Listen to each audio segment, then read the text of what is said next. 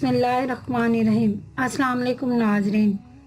غار ہرا عرب کی تاریخی اور عصری مقامات میں سے ایک ہے جو مسلمانوں کے لیے اہم ہے۔ یہ مقام اس لیے اہمیت کا حامل ہے کہ یہیں حضرت محمد صلی اللہ علیہ وآلہ وسلم کا پیغام پہنچا، اور غار ہرا کی تاریخ اور اہمیت جاننے کے لیے ہمیں اس تاریخی پس منظر کو دیکھنا ہوگا۔ حبل نور کو روشنی کی پہاڑی یا روشنی کا پہاڑ کے نام سے جانا جاتا ہے۔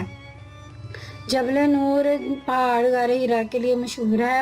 غار ہرا جو مکہ شریف سے کچھ کلومیٹر دور ہے، قدیم زمانے سے ایک اہم تاریخی مقام ہے۔ اس غار کو اسلامی تاریخ میں ایک بہت اہم مقام تصور کیا جاتا ہے۔ اس کا قدیمی تعارف اس طرح سے ہے کہ اس مقام کو عظم الارم نامک یونانی کتابوں میں بھی ذکر کیا گیا ہے، جس کا نام ہیرا جو ہرا سے آیا ہے۔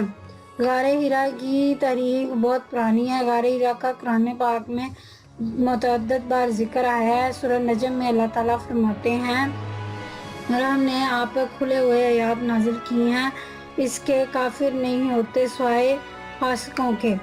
سورہ نجم 29-46۔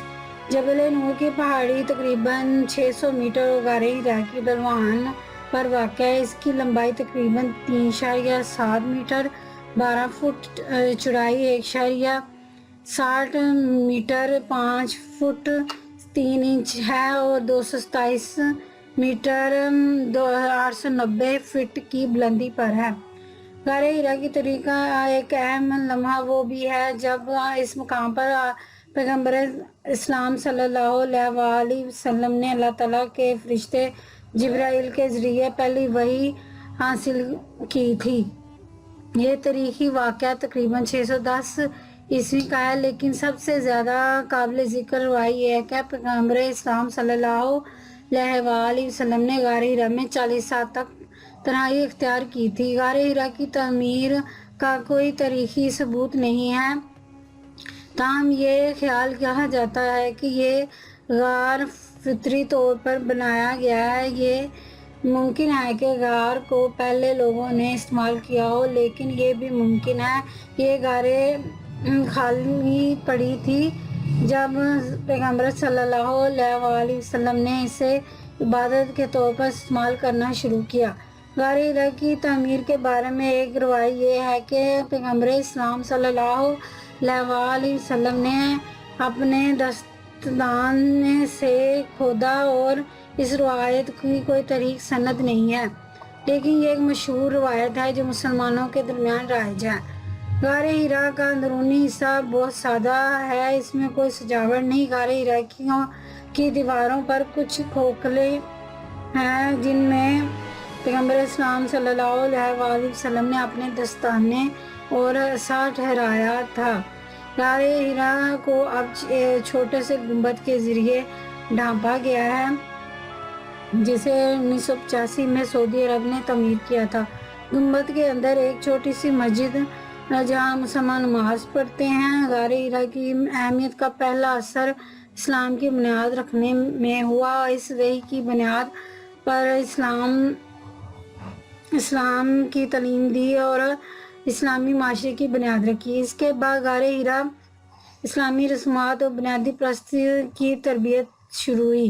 پیغمبر کے تعلیمی پیغام کا پتہ چلنے کے بعد مسلمانوں میں فرقہ واریت سے نمٹنے کی اپیل بڑھی۔ غار ہرا پیغمبر اسلام صلی اللہ علیہ وآلہ وسلم کی 3 اہم ادوار دیکھے۔ پہلا دور یہ دور جب پیغمبر اسلام صلی اللہ علیہ وآلہ وسلم نے غار ہرا میں خلوت اختیار کیا اور عبادت کی۔ دوسرا یہ دور جب پیغمبر اسلام صلی اللہ علیہ وآلہ وسلم پر پہلی وحی ملی تھی، اور تیسرا یہ دور تھا جب پیغمبر اسلام نے اپنے صحابہ کرام کے ساتھ غار ہرا کی زیارت کی تھی۔ غار ہرا ایک یادگار مقام ہے۔ یہ مقام آپ صلی اللہ علیہ وآلہ وسلم کی زندگی اور اسلام کی تاریخ کی یادگار ہے۔ یہ ایک مقدس مقام ہے جو ہر مسلمان کے لیے احترام کا مقام ہے۔ غار ہرا آج بھی ایک مقدس مقام ہے۔ ہر سال لاکھوں مسلمان مقام اس کی زیارت کرتے ہیں۔ یہ زیارت ایک عظیم سعادت اور یہ ہر مسلمان کے لیے ایک فرض ہے۔ غار ہرا کی زیارت کے لیے کوئی خاص ضوابط نہیں، لیکن یہ ضروری ہے کہ زائرین احترام کے ساتھ پیش آئیں اور زائرین کو غار ہرا میں داخل ہونے سے پہلے اپنے پاؤں دھونے چاہیے اور خاموش رہنا چاہیے۔ غار ہرا کی زیارت کرنے کے لیے کوئی خاص وقت مقرر نہیں، البتہ رمضان المبارک کے مہینے میں یہ زیارت زیادہ ثواب والی ہے۔ غار ہرا کی زیارت کرنے کے لیے کوئی ٹکٹ نہیں، البتہ زائرین اپنی شناخت ظاہر کرنی ہوتی ہے۔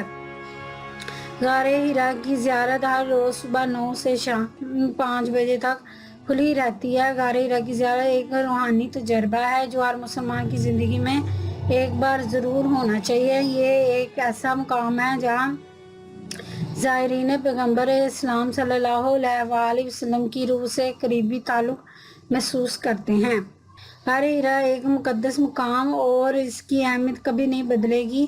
یہ ایک ایسا مقام ہے جو ہر مسلمان کے لیے احترام کا مقام ہے۔ غار ہرا کا مستقبل روشن ہے، مستقبل میں بھی لوگوں کی زیارت کا مرکز رہے گا۔ یہ ایک ایسا مقام ہے جو ہمیشہ اسلام کے پیغام کو زندہ رکھے گا۔